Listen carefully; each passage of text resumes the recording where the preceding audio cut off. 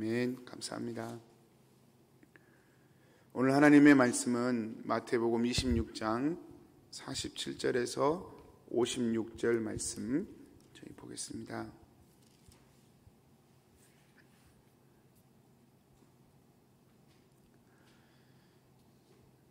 말씀하실 때에 12 중에 하나인 유다가 왔는데 대제사장들과 백성의 장로들에게서 파송된 큰 무리가 칼과 뭉치를 가지고 그와 함께 하였더라.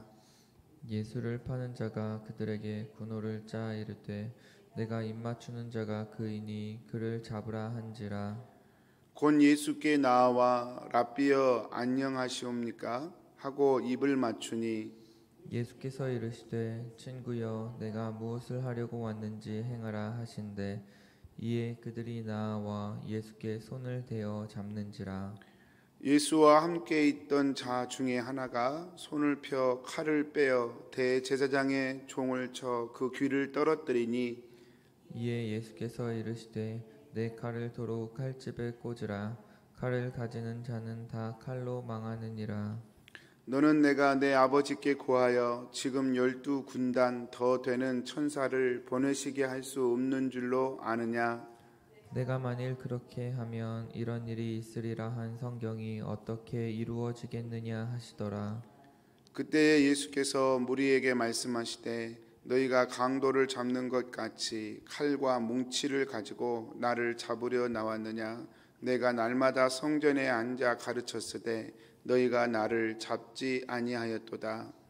그러나 이렇게 된 것은 다 선지자의 글을 이루려 함이니라 하시더라. 이에 제자들이 다 예수를 버리고 도망하니라. 아멘. 주님의 왕되심과 순종이란 제목으로 하나님의 말씀 묵상하겠습니다. 가룟 유다가 이제 대제사장들과 백성의 장로들에게서 파송된 군사들을 이끌고 예수님을 잡으러 왔습니다. 학자들은 한 200명 정도였을 것이다 이렇게 추측을 합니다. 예수님과 예수님의 12 제자가 있었기 때문에 아마 제자들이 극렬히 저항할 거라고 판단을 했던 것 같아요. 실제로는 그러지 않았죠. 베드로 한 사람 저항했을 뿐이고 나머지 제자들은 그냥 다 도망가 버렸고요. 그렇지만 이들은 그 저항을 예상하고 최소 200명의 큰 무리들을 보냈을 것이다. 학자들은 그렇게 추측을 합니다. 거기다가 칼과 뭉치를 가지고 왔습니다. 원래 칼과 뭉치는 극악범을 잡을 때 사용하는 도구들이라고 합니다. 우리가 보통 잡범 잡을 때하고 살인범 잡을 때하고는 이 경찰의 이 무기가 다르지 않겠습니까? 칼과 뭉치는 아주 극한 범, 아주 극악범을 잡을 때 쓰던 도구들이라고 합니다. 그러니까 예수님을 그렇게 취급한 것이죠. 예수님을 극악범으로 이렇게 취급해서 많은 무리들과 또 그 무기들을 이렇게 동원해서 이렇게 잡으러 왔습니다. 그 선봉에 누가 섰습니까? 가룟 유다가 섰습니다. 가룟 유다는 참 우리에게 많은 것을 생각하게 합니다. 성도님들, 예수님의 12 제자 중에 다 실수하고요, 다 넘어지고요, 또 다 도망가기도 하고 그렇습니다. 그런데 가룟 유다는 되면 안 됩니다. 가룟 유다는 정말 모든 절망의 상징이에요. 이 사람에게는 조금의 빛도 없어요. 제가 얼마 전에 자유의지에 대해서 말씀을 드렸습니다. 우리가 하나님을 믿는 것에 있어서 하나님은 우리의 마음의 중심을 원하신다고. 여러분, 그 마음의 중심이 무엇이겠습니까?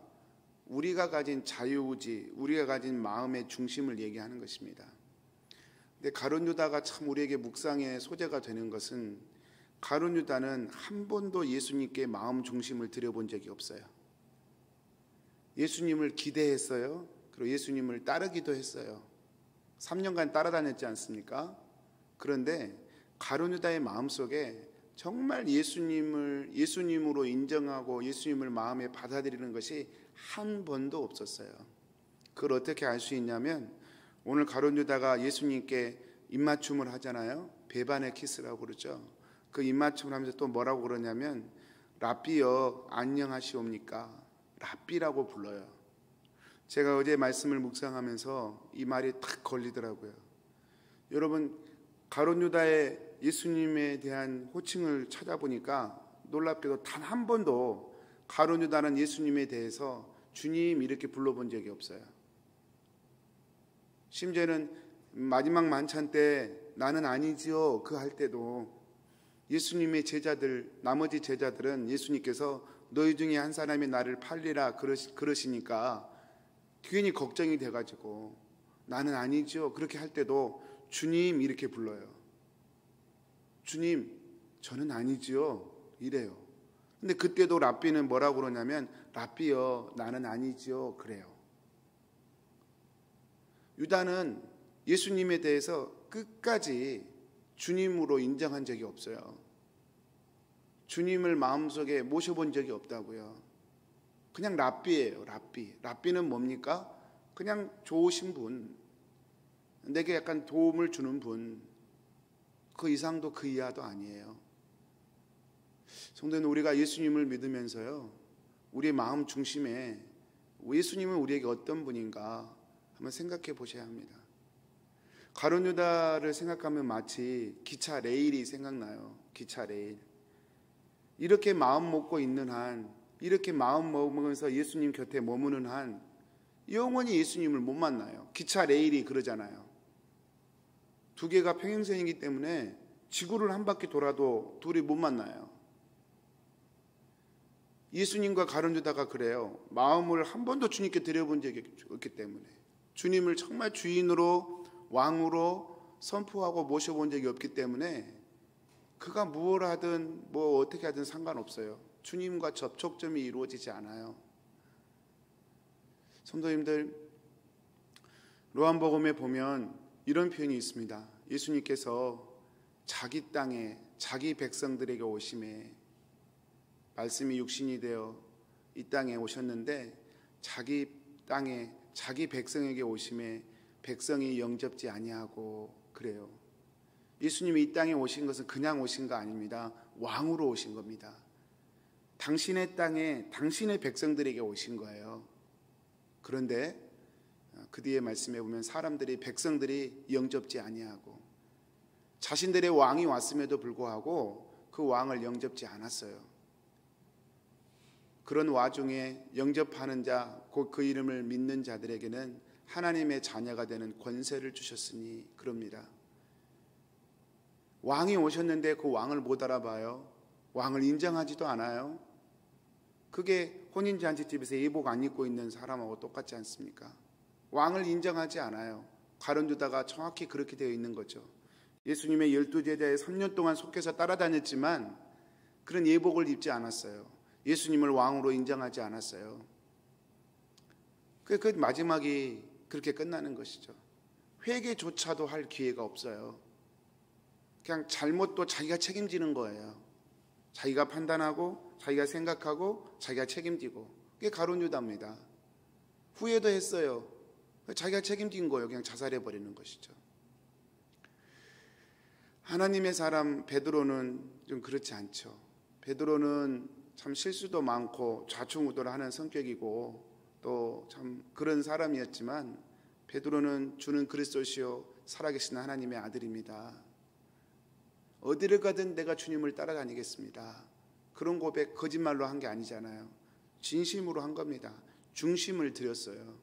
비록 그 중심을 드렸더라도 그 중심을 지켜내지 못하는 연약함이 있었지만 우리 예수님은 그걸 탓하지 않으셨죠.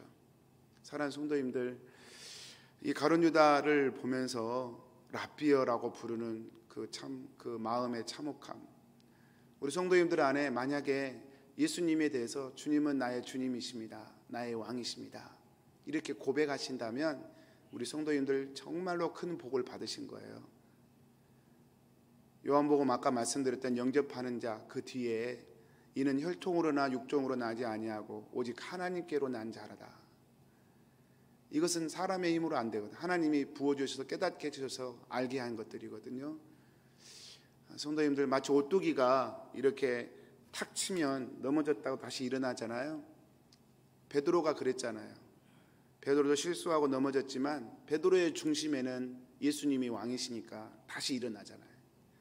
이 오늘의 11명의 제자들이 다 도망갔지만 중심에 예수님이 계시니까 다시 일어나잖아요. 가룟 유다는 그 중심에 뭐가 있었냐면 자아가 있었어요. 자아가 왕이에요. 내가 내 인생의 왕이었어요. 한 번도 그 자리에서 내려와 본 적이 없습니다. 넘어져도 다시 자아로 돌아간 것이죠. 오늘 저와 여러분의 삶이 무엇인가? 신앙으로 불렀다는 것이 무엇인가? 믿음의 축복이 무엇인가? 다른 거 아닙니다. 예수님을 주인으로 왕으로 믿고 따를 수 있는 축복입니다. 성경에 보면 이스라엘이 강력할 때가 언제입니까? 하나님을 왕으로 섬길 때예요. 이스라엘이 무너지고 깨지고 웃음거리가 되고 조롱거리가 됐던 적이 언제입니까? 하나님을 왕으로 버리고 우상을 왕으로 섬길 때예요. 우리 삶도 마찬가지 아니겠습니까? 우리가 언제 당당합니까? 우리가 언제 힘있게 살 수 있습니까?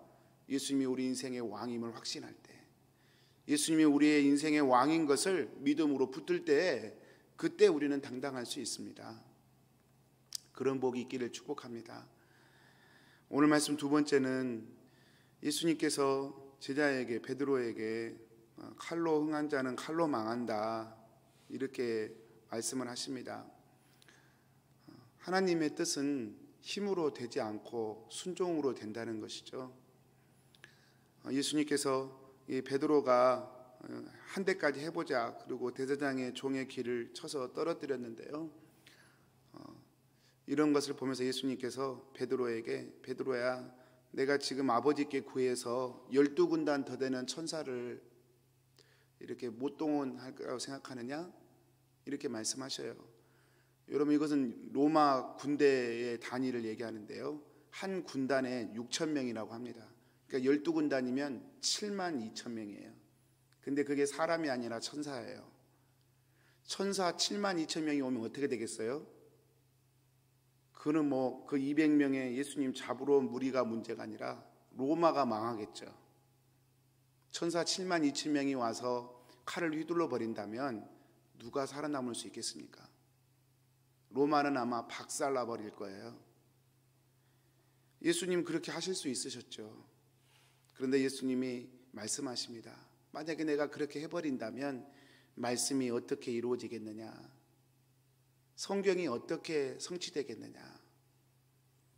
성도님들, 우리가 힘을 추구할 때가 참 많습니다. 예수님 앞에 힘을 주십시오, 능력을 주십시오. 근데 사실 진짜 큰 능력은 순종의 능력입니다. 하나님의 뜻이 그렇다면, 예, 저도 그렇습니다. The Bible says so, it is so. 하나님의 말씀이 그러면 저도 그렇게 하겠습니다. 하나님의 뜻이 그렇다면 제가 순종하겠습니다. 이게 제일 큰 능력입니다. 왜 그렇습니까? 하나님의 뜻은 우리의 힘으로 되는 것이 아니라 우리의 순종으로 되는 것이기 때문에 그렇습니다. 사랑하는 성도님들, 오늘 말씀 마치겠습니다. 오늘 저와 여러분 또 오늘 이제 고난주간이 다가오고 이 사순절 말씀 묵상하면서 마치 고난주간처럼 이 말씀들이 지금 주어졌습니다. 예수님의 십자가 안에 우리를 향한 주님의 사랑이 있습니다. 그리고 그분은 우리의 왕이시라고 계속해서 선포하고 계십니다. 코로나 이 상황 가운데 주님이 나의 왕이신가 한번 묵상해 보셨으면 좋겠어요. 그리고 주님이 나의 왕이시라고 한다면 우리는 담대할 수 있고 당당할 수 있습니다. 하나님의 뜻은 우리의 힘으로 하는 게 아니라 순종으로 하는 겁니다. 주님, 오늘 또 제가 순종해야 할 영역이 어디에 있습니까? 순종하기 원합니다. 제 힘으로 주님의 뜻 이루려고 하지 않고 주님의 뜻을 깨닫고 순종함으로 주님의 뜻을 이루는 자가 되게 해주십시오. 이 기도 제목들이 저와 여러분의 기도 제목 되시기를 축복합니다. 우리 기도하겠습니다. 사랑하는 하나님, 오늘 또 말씀 주셔서 감사합니다. 한 번도 예수님을 주님이라고 불러본 적이 없었던 가룟 유다, 처음부터 끝까지 예수님은 랍비였던 가룟 유다, 그의 절망과 그의 어두움을 보게 됩니다. 사랑하는 주님, 우리 킹슨 하나님께 속한 우리 모든 교우들 한 분 한 분들은 주님, 이 베드로처럼 정말 주님에 대한 바른 신앙 고백으로 연약하여 넘어질지라도 주님을 주인으로 왕으로 선포하는 그 믿음의 고백은 그 속에서 살아있도록 축복하여 주옵소서. 이 고백이 우리를 이기게 하고 이 고백이 우리를 주님의 뜻 가운데 세워갈 줄을 믿습니다. 오늘 하루도 주님, 제가 무엇을 순종해야 할까요? 여쭈면서 주님 주신 감동에 따라 순종하고 주님을 가까이 여기며 동행하는 귀하고 복된 하루가 되어지도록 인도하여 주옵소서. 오늘 또 우리 킹슨 하나님께 교우들이 손으로 하는 일에 하나님 복 주셔서 기업을 지켜주시고 또 코로나가 급하게 번지고 있는 이 상황 가운데서 우리 교우들 안전으로 지켜주시고 주의 백성들 하나님 어디를 가든지 무엇을 하든지 주님의 장중 안에 거하도록 주님 축복하여 주시옵소서. 감사하고 예수님의 이름으로 기도합니다. 아멘. 하늘의